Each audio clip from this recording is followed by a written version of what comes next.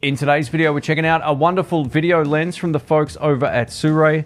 This is their 35mm T1.4 VP-1 or Vision Prime 1 lens. And this comes with a number of different mounts in the box, so you can use it with E, L, RF or Z mount straight out of the box. So if you've got a mix of cameras like I do here at the house, then you can use this lens with all of them. It comes with the tools to replace the lens mount on the back with other options. Straight out of the box, this had the Sony E mount, so I was able to use it on my Sony ZV-E1, and now I've got the L mount on here, so I've tested it with the S5 Mark IIX, the S9, and the new S1 Mark IIe. I've got a lot of positive things to say about this lens because it's impressed me to no end. Let's get into it.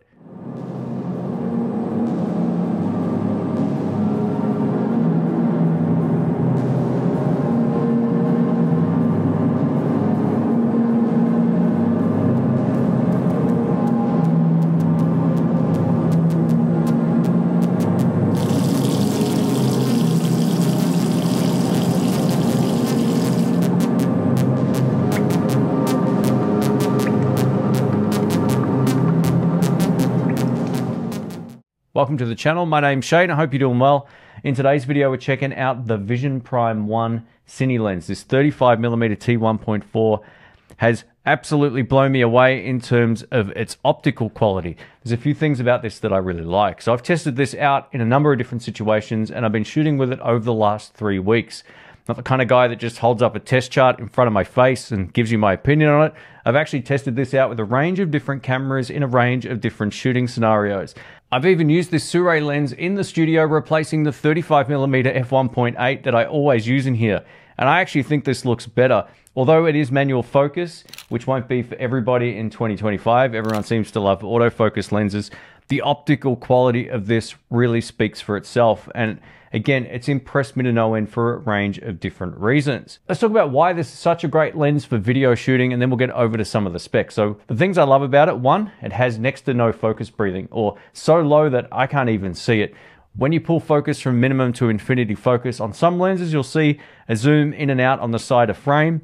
I couldn't see any with this, which is great. Secondly, thanks to the fast T1.4 aperture here, it's super easy to create shallow depth of field even at a distance, which means you can kind of set up focus layers. You can focus a few meters away.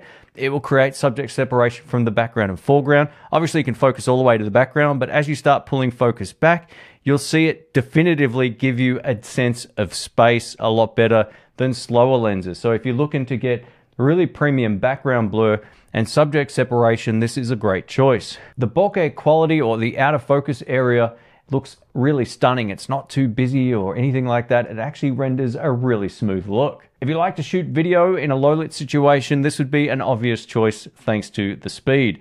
Now, I also had a chance to stop this lens down, and it gave me some of the best sunburst or starburst effect I've ever seen from any lens that I've tested on the channel. So it gets the big thumbs up there. Unlike some anamorphic lenses that I've tested where the minimum focus is rated at about 80 centimeters, on this, it's 30 centimeters, so you can get nice and close to your subject, which is a huge advantage. This lens also has very low flaring, and when it does flare, you don't lose contrast. So that's another positive when it comes to the overall end result. Chromatic aberration is also really well controlled, and this really surprised me. Usually when a lens is as fast as this, it can suffer from green or purple fringing in high contrast situations, but in all my test results looking at it on my computer, I didn't see anything distracting whatsoever.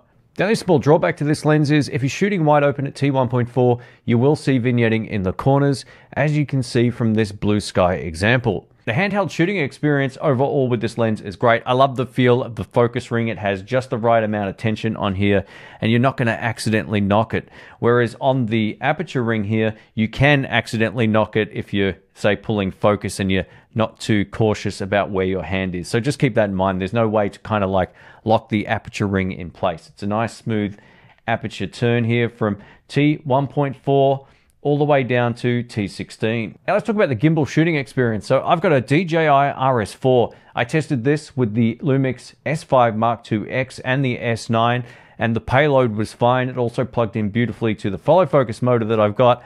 and it worked without incident. So yeah, you won't have a problem using this lens, at least on a gimbal with a maximum payload the same as mine. This and the Sirui Aurora lenses are my two favorite from Sirui right now. It gives you a really premium experience, kind of reminiscent of the whole G Master experience. If you've ever pulled a Sony G Master lens out of the box or watched a video on it, then you know you get one of these great little bags, which is great, so you can store the lens in there. Additionally, we also get this little baggie right here, which has all three other mounts. So there'll be one already on the lens when you pull it out of the box, but you get this, which you can open up, and it has all three mounts in here, which is killer. Now, if you skipped ahead, we get E, L, RF, and Z mounts included in the box. Including the box, we also get a little toolbox, which has this little screwdriver, and all you need to do is to unscrew these four screws? Yeah, 4 screws on the inside of the black area, and then this will all come off. You put the new one on and you're in business. We get a 67mm front filter thread on this,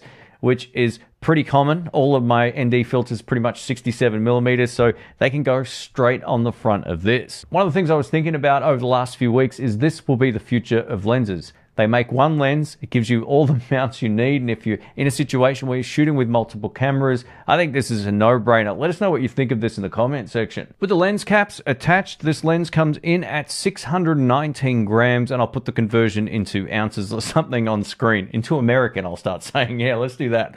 So yeah, this is not super heavy considering it's a full metal construction. At the time of putting this video together, there's 3 lenses in this series. There's a 24mm T1.4, a 35mm T1.4, which is this one, and the 50mm T1.4. And if you're looking for a match set, you can buy all 3 as a bundle. I'll link down to these guys down in the description if you want to check them out. Looking at B&H Photo, the entire pack at its full price is $18.99 in the US, or you can pick up each of the lenses individually for $6.49. I think for that price, it's a really great deal. If you're a video shooter or someone who wants to get up their video chops and are happy shooting manual focus, this lens makes it an absolute pleasure.